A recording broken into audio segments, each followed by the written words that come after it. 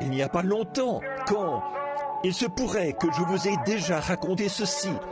L'année dernière, en fait, ça fait maintenant 2 ans, je passais la tondeuse dans ma cour. J'essayais de tondre toute ma pelouse. J'y allais rondement. Je devais m'arrêter pour changer de vêtements, entrer prier pour quelqu'un, puis je ressortais. Bon, le gazon avait déjà repoussé sur ma cour. Avant d'avoir fini de tondre la cour avant, le gazon avait déjà repoussé sur la cour arrière. Donc, un jour, j'étais au fond de la cour arrière, avec ma vieille tondeuse. Je passais la tondeuse, j'avançais, j'essayais. C'était une petite tondeuse motorisée. Or, j'avais oublié qu'un nid de frelons était là, dans le coin, et j'ai foncé dans ce nid avec ma tondeuse. Et là derrière, je ne portais pas de chemise, j'étais torse nu. J'ai frappé la clôture avec ma tondeuse, torse nu. En un instant, j'étais tout couvert de frelons.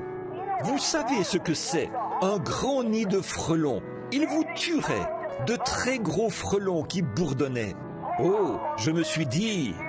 D'abord, ça m'a effrayé. Puis, soudain, quelque chose a commencé à se produire. J'ai commencé à me tranquilliser. Les frelons continuaient à bourdonner.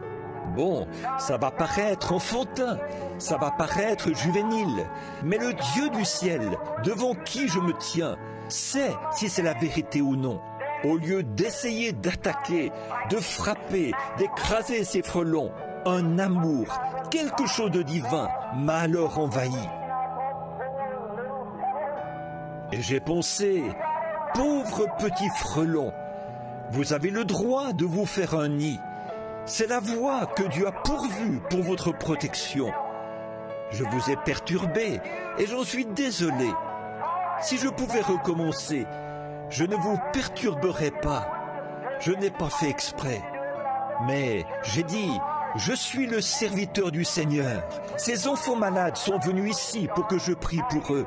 Alors, je dois me dépêcher de tondre cette cour.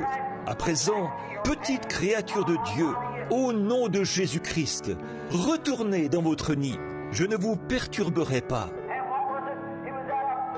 Qu'était-ce? À ce moment-là, ils auraient pu me piquer à mort. Par l'amour de Dieu, avec un cœur soumis, l'amour a été projeté et la grâce souveraine a pris la relève. Qu'est-ce qu'ils pouvaient dire à ces frelons, leur parler, et que, suite à cela, chaque frelon se met à voler pour former un cercle, qu'ils s'alignent tous comme un groupe de militaires, puis retournent tout droit dans leur nid. Qu'était-ce? Je ne pouvais pas parler à ces frelons. Je n'ai aucun moyen de leur parler. Comment aurais-je pu les empêcher de me piquer? C'était la fin pour moi. Mais j'avais l'amour. Dieu m'a donné l'amour pour ces frelons et je leur ai parlé avec ma voix.